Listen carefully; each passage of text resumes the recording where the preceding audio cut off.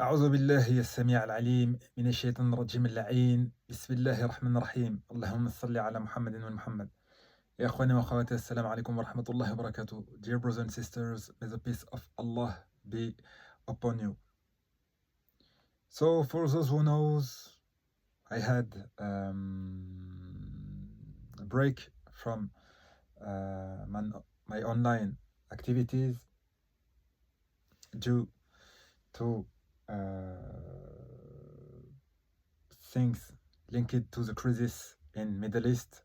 For those who don't know, my village, in my paternal village in southern Lebanon, was removed from the face of earth. It is the village in the southern Lebanese-Palestinian border, which was the most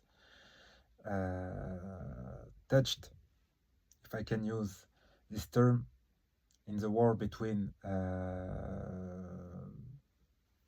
Israel, basically, the Zionist state, and its neighbor. So it was removed. Even the UN force here had to go to left. We had the Indonesian contingent specifically in this area, and a little bit far away also French contingent of the UN force, and they had to flee. So technically, in my village, the UN from Indonesia had to flee. They always did a good job. I have picture with them from several years ago. They are friendly, they are attentive, and just for 1 month I had the opportunity to visit their country for the study of martial art and also for the study of religious spirituality, religion.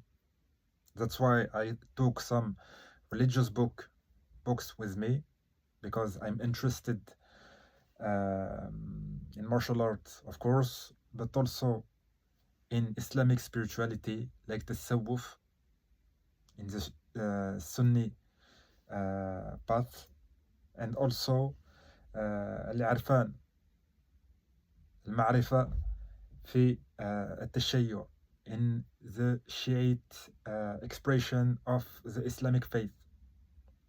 So this is, and it was important. I had previous interaction with Indonesian, of course, in my village of Adaise, Marjayoun, southern Lebanon. I had also in my last trip in Cairo, in Egypt, last year. I found that most of the students of Al-Azhar were from Indonesian nationalities and ethnicity, and they even had restaurant. I made video in the restaurant with the authorization of the owner, stuff like that. I promoted their place in the French language, I think, for the French audience who can, and also the audience of North Africa and West Africa that speak, can understand French. And so it was like step by step an introduction. I had to visit as a great enthusiast of martial art and a maker of a system, Sirat al-Nasr. Also, I had the opportunity to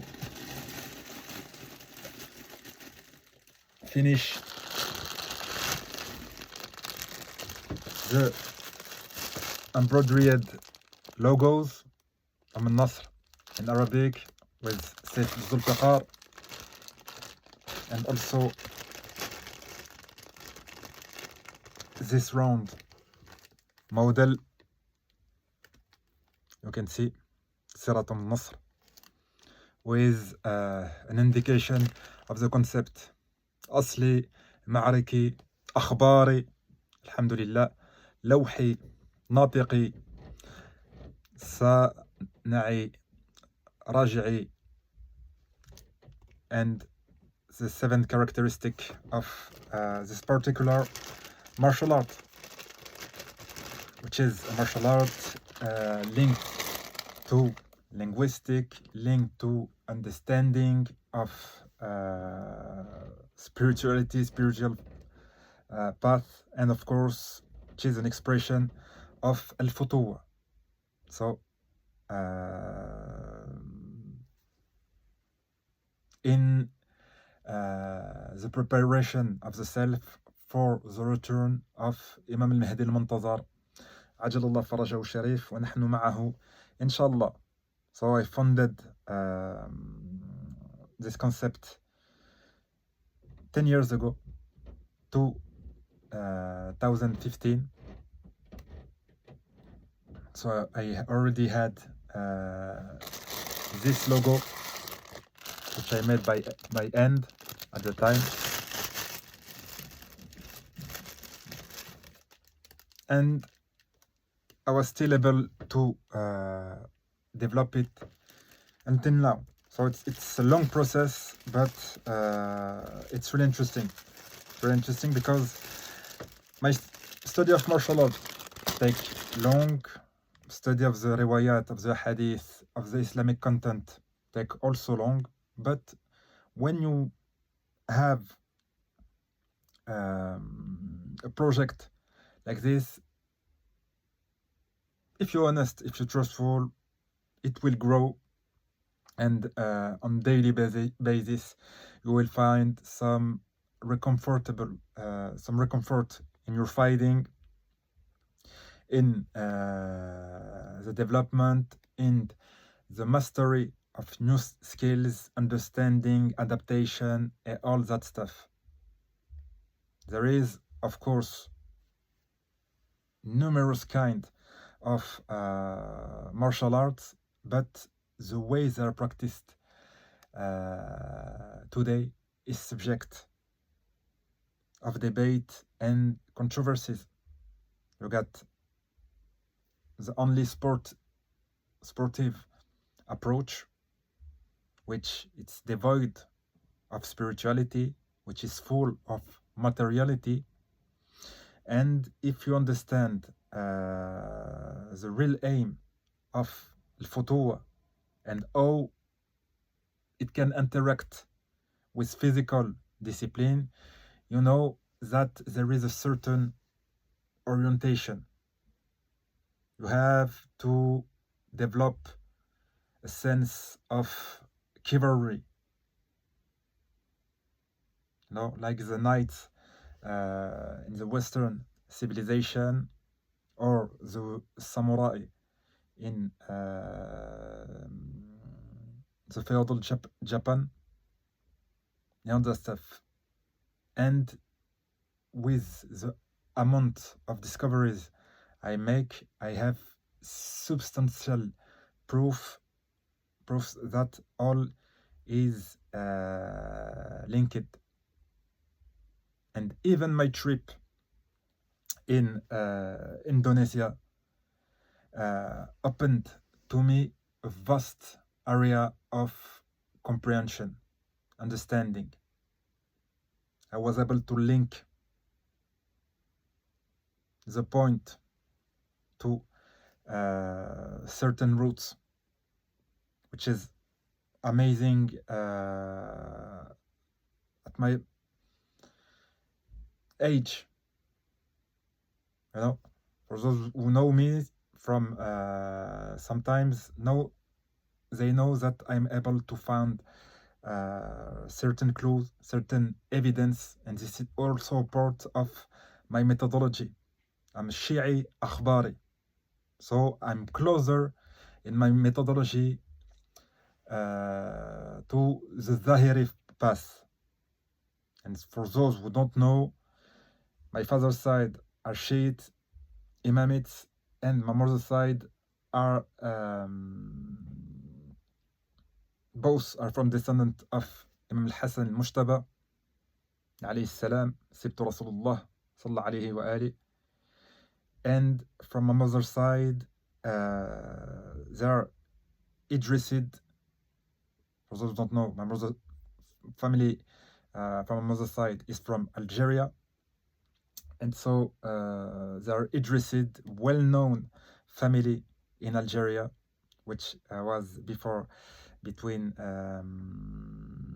also extension in Tunisia and also extension in Maghreb, Morocco. And so they are descendant from Abd Salam bin Mashish, for those who don't know, a man which was considered القطب, the pole in his time, even from the Sunni scholars of Baghdad, for those who don't know. And until now, a great deal of people in Indonesia took the Shadliya, because Abd Salam bin Mashish had only one student, which was Al-Shadli, which was also from Moroccan origin, and also a descendant of Prophet Muhammad from the Hassani branch. And his teaching went to Egypt, of course. So, of course, Morocco, Algeria, Tunisia, maybe Libya, but I don't have too much documentation about this, but I guess, and was fixed in Al-Qahira, so in Cairo. And when I was in Egypt, I had the opportunity to take pictures of one of the Shadli Mosque near Shari' Claude Bey, قريب من محطة مسجد الفتح. So there is some link. And people in Indonesia, even the Ba'lawiya from Yemen, which is a Yemenite minority, which has the Shafi'i madhab, like most of the present majority of Indonesia, had a spirituality, a tasawwuf from a Shadliya.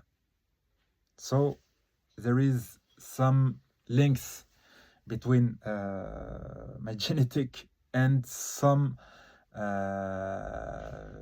teachings that were adopted in the country I visit. And so I tend to see how interpretation are made, how teaching are implemented, and stuff like that. That's why I went to Indonesia to learn, of course, martial art. I had the opportunity to be initiated to Panchak Silat, Menpo, in the hand of the great master Abba Sisep Arif Rahman, which is also famous action movie actor, international actor, and reference in Panchak Silat in general, and also the Panglipur style, which is a very interesting style because it's a very pleasant style to see, but also a very complete style. It is a mix of 5 or 6 kind of Panchak Silat. In general, all the school continue to evolve to a degree or another. So there is branches, adaptation, stuff like that. But for me, because I'm not a specialist in Panchak Silat, the most logic way was to learn the Ponglipour style, because I know that Abbas Seb Arif Rahman used to teach in France, because there was a big festival before in Paris. It was called the festival of le Festival des Arts Martiaux de Bercy, so Festival of Martial Arts of Paris, Bercy. And so since I speak English, since I don't master the Bahasa language, and I, inshallah, in the future I will improve. I bought a dictionary especially for that, so inshallah it will improve, because it's a very useful language. Some people will say why. It's not only to learn Penchaksilat, which is a martial art. You can learn martial art without learning a language, but there is specific technique.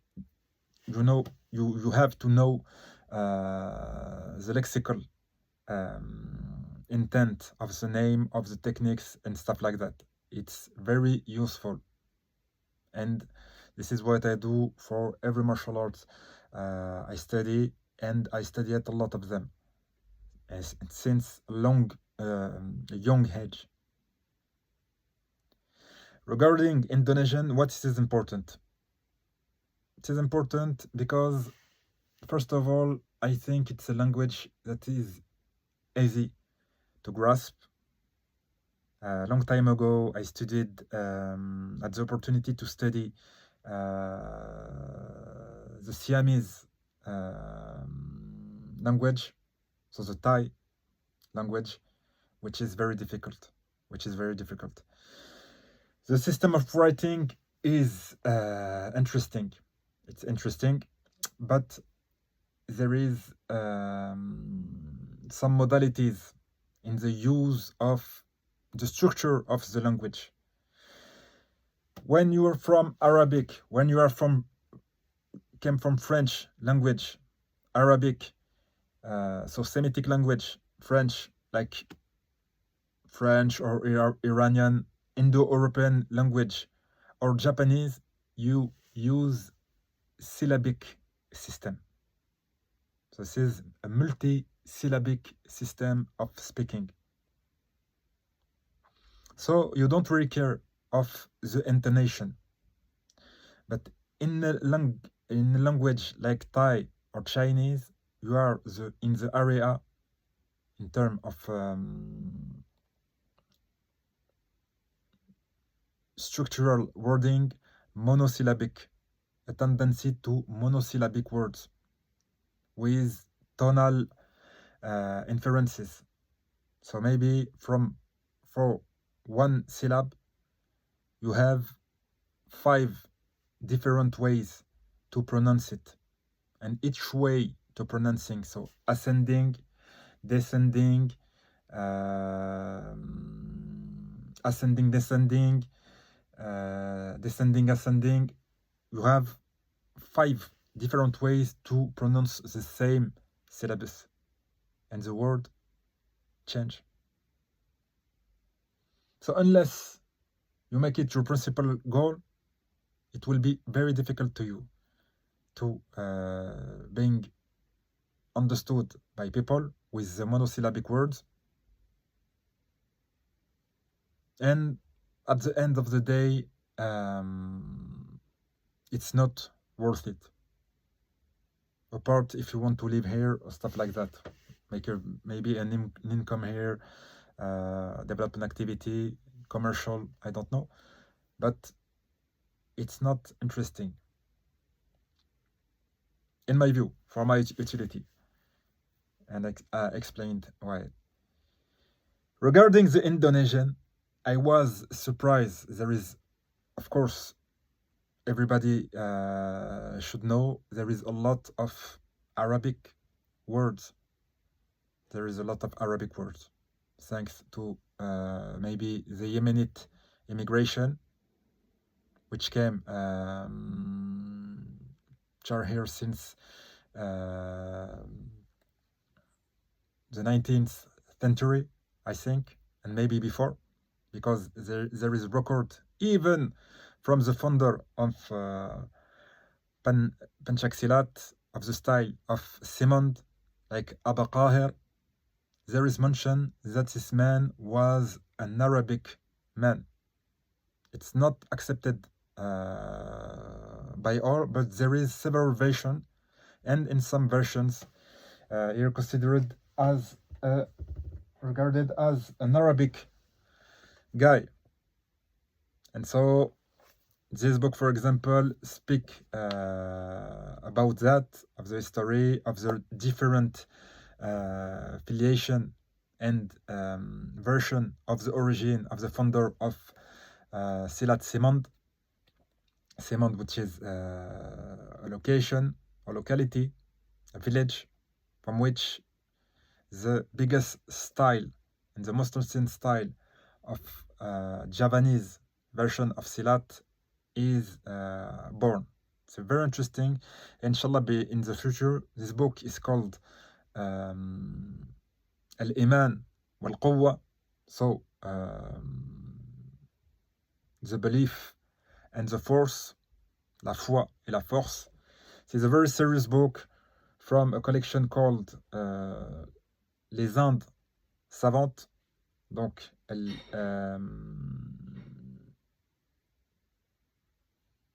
الهنديات العلمية. So, the knowledgeable India's employer. So I will present many texts, inshallah, relating to martial art in general, Panchaksilat also, which is a very interesting production. Even right now, there is some new books printed from some scholars from Italy, I think. There was an old man, because I met several masters, and some of them spoke to me of one man called Mauricio Maltese. So I had the opportunity to get some books of him in Italian, but it's okay because I'm French educated, so I can translate easily. Since long time I got some Italian books also, and also more modern production this year or the year before from another Italian scholar and Silat practitioners, which is called Mr. Guru Morandini. I don't have his books, but inshallah ta'ala, I will try to get my hand of it, and we can exchange of what I think about this book, why I think it will be of good use from the people interested in this subject. So, to return to the usefulness of the Indonesian Bahasa language, it is also interesting because it contains Arabic, it contains, of course, native Indonesian dialect, maybe a mix from Sunda, maybe a mix from the Sumatra and Melayu dialect, stuff like that. There is also a lot of European terms, because this land was colonized by the Netherlands from more than 3 centuries. So of course there is some backlashes in history, some resistance movement and stuff like that, because Europe was very aggressive in its colonial approach. People of Algeria know it, people of Lebanon also know it, people of Middle East know it, people of North Africa know it, and also people of Southern East Asia or Indian subcontinent or even China knows it as well. The aggressiveness of the European colonialism and hegemony. So there is some, of course, some remnant of the European language in the Indonesian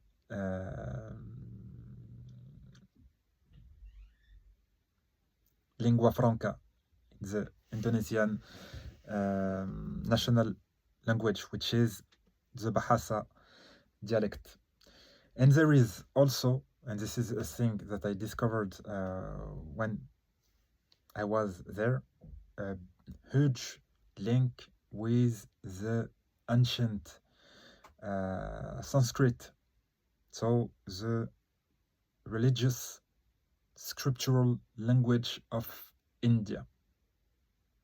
And it is very important, of high significance for me, because it proves that Indonesian people are linked to a very old tradition, and in fact that they were able to took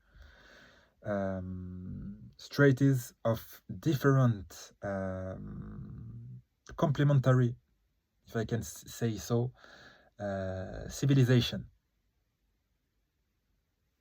and keep steadfast to a degree or another to what is helpful from this civilization for them. So I respect that. I respect that quite a bit. So they still have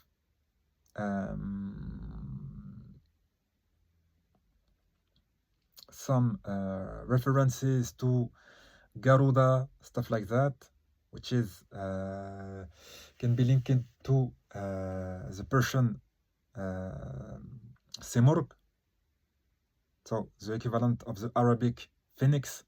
For those who don't know, phoenix is derived from Phoenicia, which is Lebanon, and it is a mythical Arabic bird, and you can even find it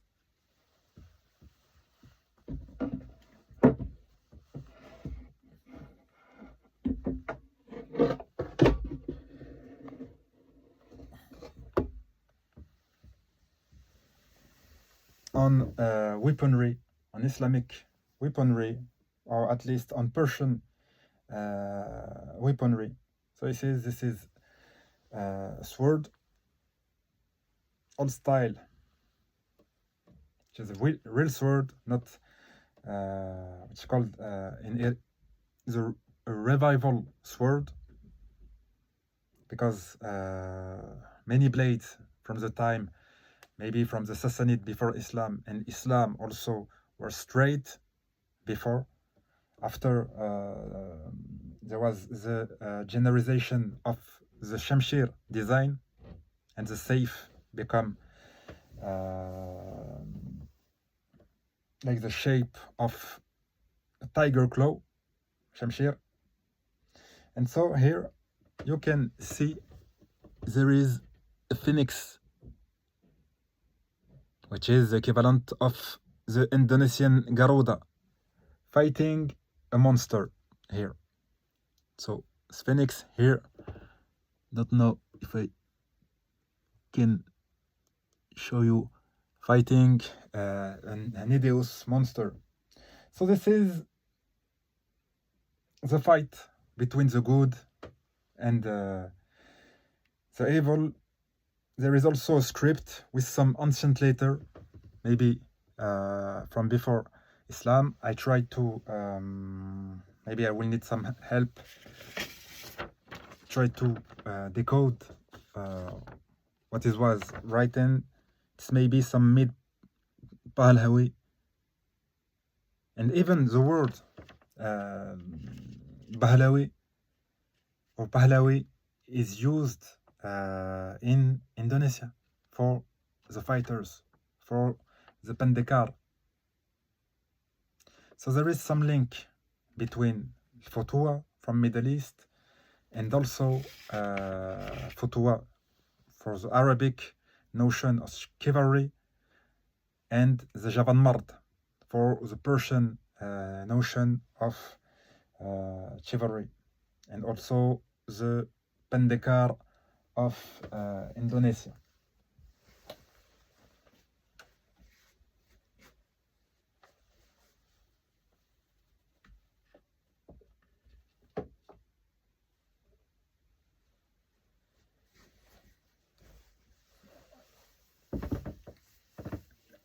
Also, another interesting thing which is linked to the Indian past of Indonesia, and you have in the word Indonesia, which is in fact Hindu-nesia.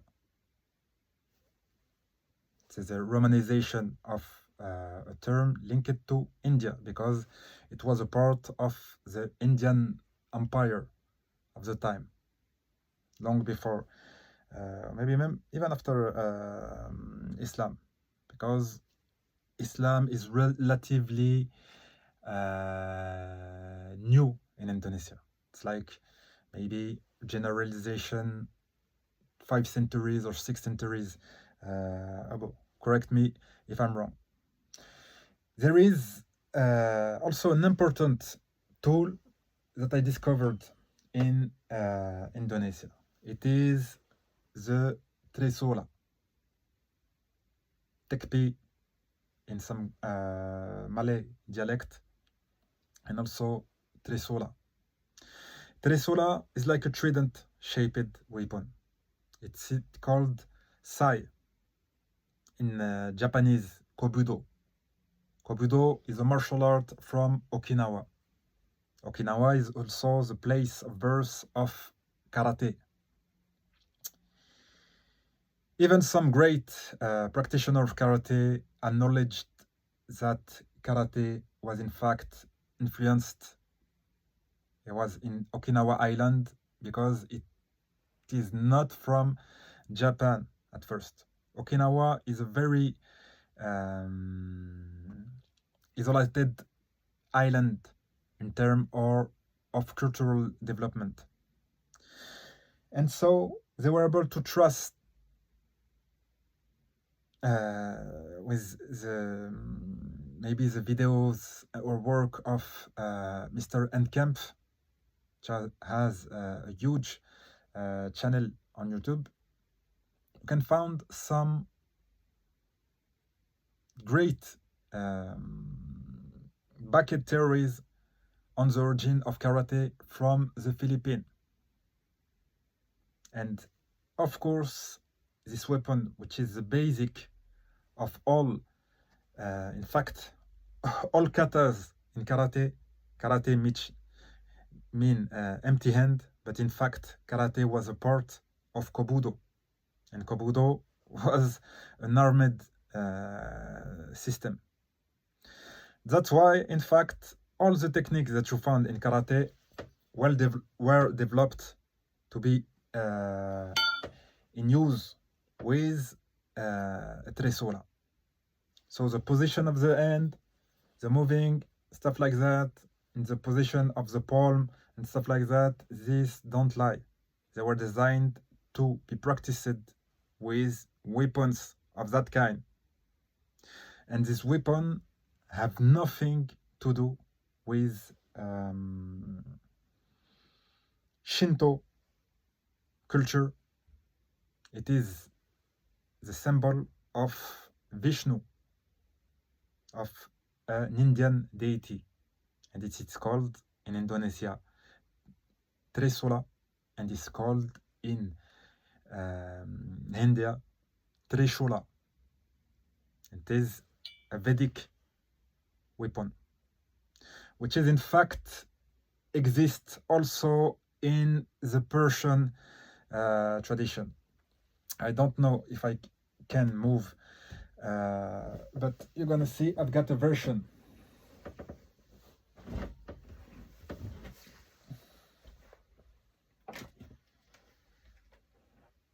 Got a version at hand.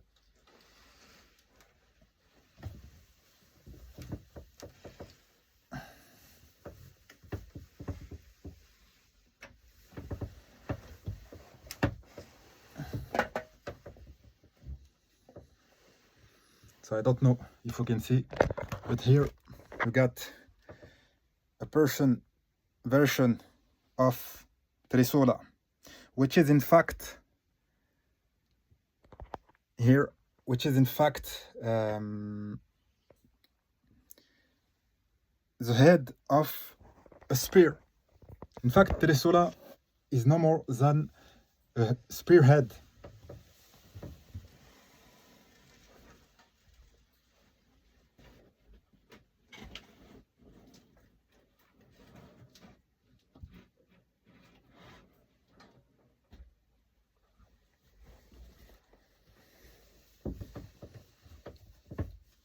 So it's very interesting to understand that there is links in the archipelago of southern East Asia, so Indonesia at large, but also with Indonesia and Philippines. For those who don't know, all Filipino,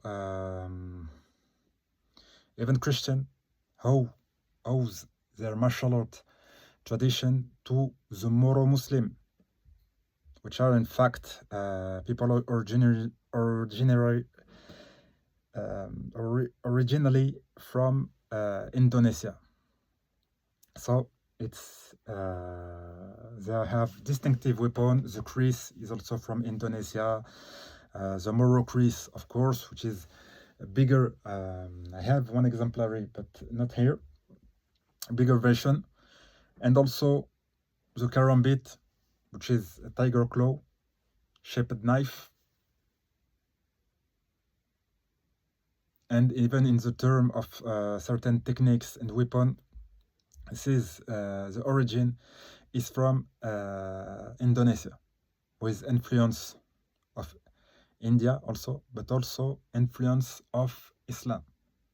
And that's why the Islamic martial arts of Pencak Silat, because Pencak Silat have an inherent Islamic identity, which is linked to علم الظاهر, so الحركات والmovement, stuff like that, are from علم الظاهر, which called in Bahasa ilmu lahir, which is in fact علم الظاهر, so the knowledge, external knowledge, and علم الباطن, which is the internal knowledge, which is linked with tasawwuf, or in other word, spiritual activity and development. So there is an external application, and there is an internal application, and both are in sort of equilibrium. And this is how al-futuwa is practiced. So for those who don't know, there is numerous hadith, and most of the hadith dealing with al-zahir wal-batin are from Shiite origin. And Shiite have also his own impact on the development of martial arts, even in the Middle East. Al-Asasiyun, which gives the word assassin, assassination, assassin in Japanese, are from the Shiite tradition. And even Assam Sabah was also from Yemen. It is a Yemenite living of origin, living in Iran, and until 32 years of age was a 12er Shi'i, an Imamate Shi'i. And after, for reason of sponsoring, he switched to Ismaili when being sponsored in Al-Qahira by the Fatimiyin, Dawla al-Fatimiyya, which was really powerful at the time. And so even Hassan al-Sabah had also clashes with the Crusaders. Of course, we know interaction, clashes at the time, it was the time, but also with the Mongols. And the Mongols were a link between Middle East and Far East also. At the time, during this time, not too long before, the capital, which was extinguished by the Mongols, the Islamic capital, after Baghdad was demolished by the Mongols. But another city was demolished by the Mongols. And this is the city of birth of Al-Imam al-Hujjah, Mimham Mimdal, القائم من المحمد صلى الله عليه وآله المنتظر المهدي السمراء. And Samara, I have numerous texts about this, even from the eyes of Chinese, was in advance in the field of art, in the field of armory. And all the etymologies I seen regarding the word samurai don't do justice to its true origin. The armor of the samurai were imported from the model found in the Islamic Republic, Islamic capital of the time, which was Samara. Al-Imam al-Askari, for example, is known as al-Askari because he was originated from the Askari camp, the military camp of Samara. So there is a link between people in armor and this old capital removed by the Mongol of the Muslim world. And the Mongol, if you know a little bit of history, if you had the opportunity to see some reconstitution or even some video game latest time like Ghost of Tsushima, had a direct encounter with the Japanese on at least 2 islands. And just after that, like magical, we found the Japanese using a tradition of armors, of specific sword, of sword that in conception can be linked to the Damascus way of forging blade, al-Wutz, even if from the Japanese it is fake Wutz, so they are more prone to mix 2 different kind of metal than using the Wutz billet, bulat. So there is, of course, some surprise in history, but there is an hidden history of martial art also. For those who don't know, even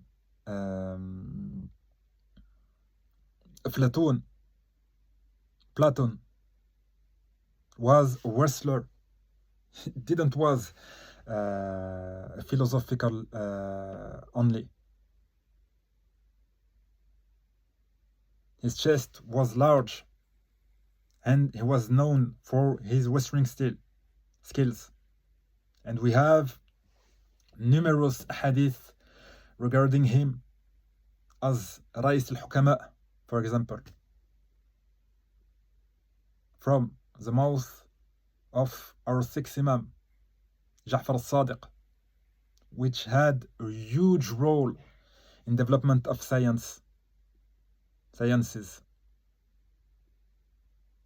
abjadic use of علم الحروف, of numerology, of علم النجوم, astrology, medicine, and all of that stuff.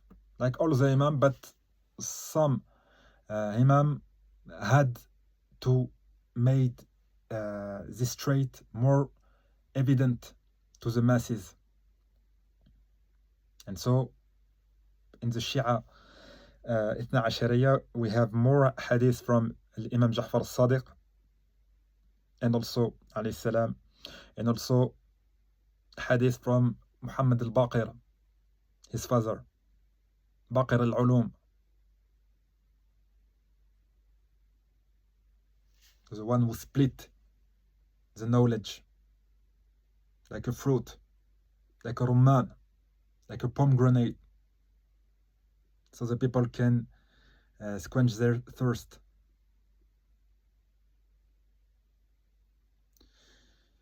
So it is, and it was a very nice trip in Indonesia. Terima kasih for all the good people in Indonesia, which I was able to see. Some of them, of course, were not, all people were not of equal quality. When you travel as a Muslim, you need to find people that don't try to trick you, because trickery, Rusia in Indonesian, like in Islamic faith, is made for war. So when you try to trick somebody, you are implicitly in war with him. That's why a Muslim should not try to trick another Muslim. Alhamdulillah, I came back unharmed. Every interaction I had was genuine. Sometimes I had to step back, because we don't have to play the partition of people that don't want your good sometimes. So you got to step back. Don't make them lose the face with adab, الأدب والحرمة,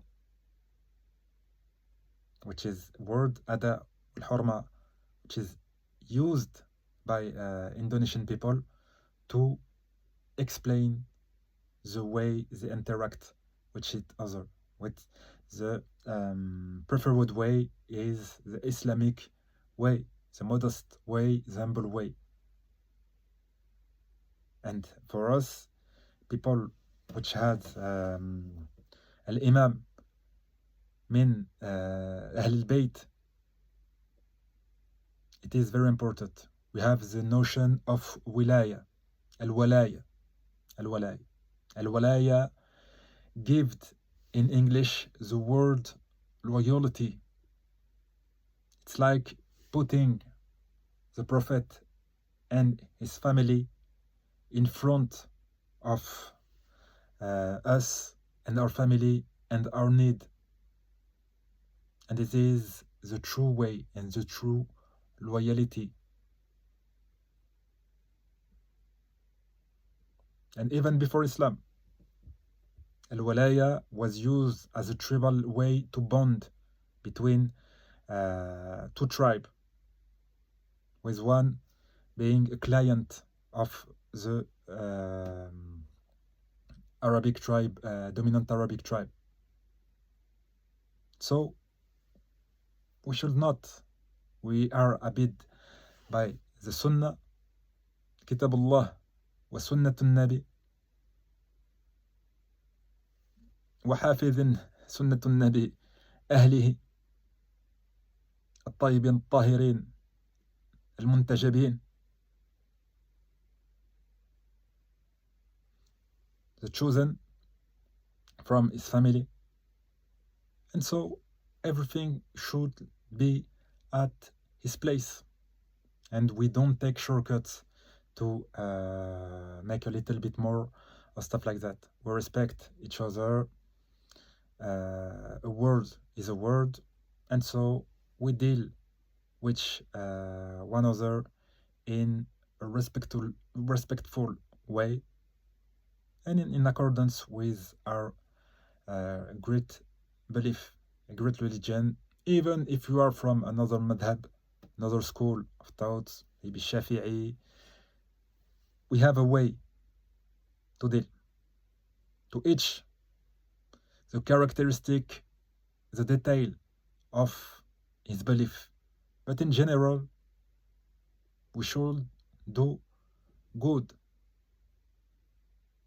And this is something that must be understood. And Alhamdulillah, during my trip, I had only few problems in Indonesia. Most of the people are really nice.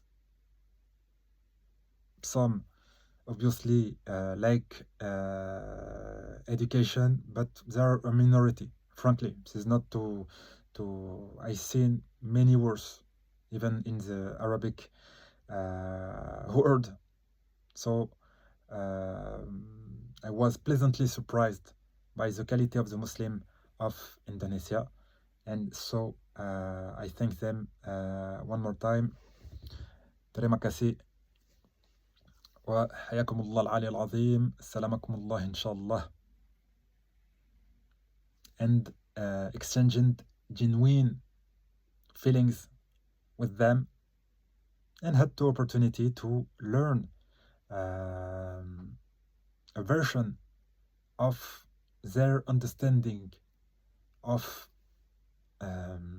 chivalry in the art of Penchaksilat. I was able to learn one style completely with a great scholar, a great teacher, an accomplished sportsman, and also a very good Muslim, a man who can interrupt sometimes a speech or the end of a lesson to go pray on time and stuff like that. I respect that. And this man, Abbas Yusuf Arif Rahman, have my respect.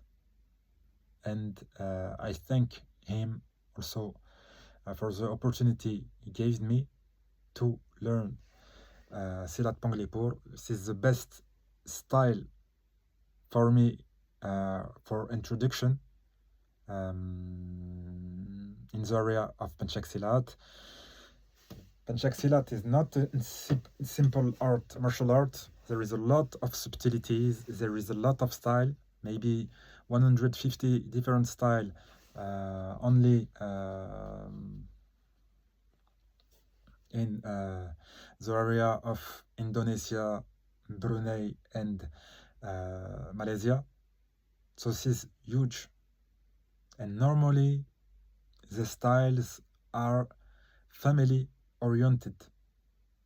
So it is not for everyone. And the way it is practiced in Europe, for example, most of the time is not suitable for learning the inner part. For example, in France, Penchaksilat is represented by a sort of businessman who thinks that Penchaksilat is more self-defense. So I know Penchaksilat is called also Seni Beladeri, which can translate by self-defense, but this is not the only aim of Penchaksilat. There is also Ibing, so traditional choreographed fighting dance on certain gamelan instrumentation and rhythm, like the drum of war, and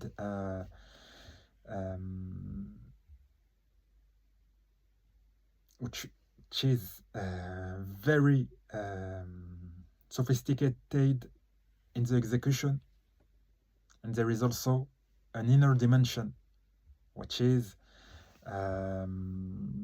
some secret knowledge, some secret metaphysical understanding of the عالم الغيب, of the invisible world, which is a prerequisite for spirituality. And you have a glimpse of that in Quran wal Hadith. You have many explications of a world you can see with your eyes.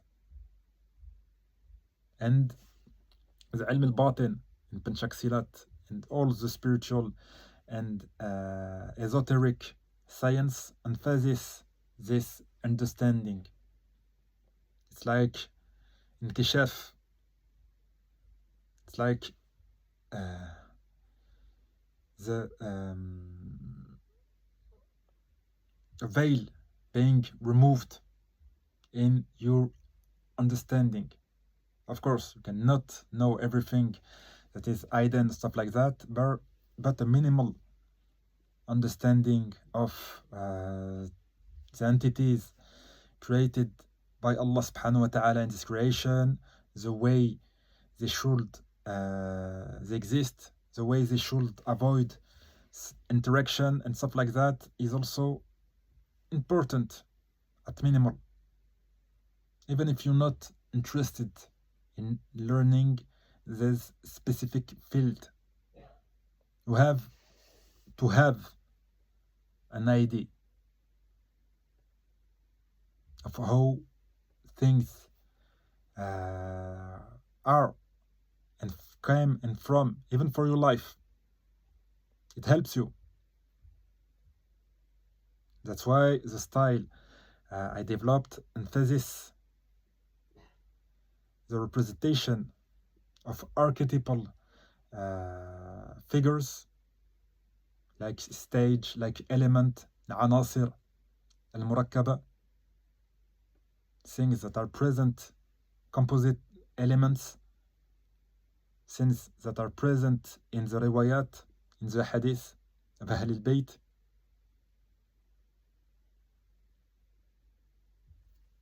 Also astrologic understanding, science, stuff like that, which are part of the Islamic heritage, which is a continuation also of the knowledge of the ancient Greeks when it was linked to monotheism. We got a hadith that said that Aristotle heard in his reasonings that he was a muwahhid, from al-muwahhidin. So he was from the people of Tawheed, and even more Aflatun, which was and is one of the best representative of al-hikmah during the time of al-Jahiliyyah. Hikmah, which is a Quranic word. So, inshallah, and I have the material to explore that in my the books I collect and stuff like that. So, inshallah, we will be able to develop further. So this is the end of this video. اللهم صل على محمد ومحمد. التمس الدعاء. الله معكم. إلى اللقاء. مع السلامة.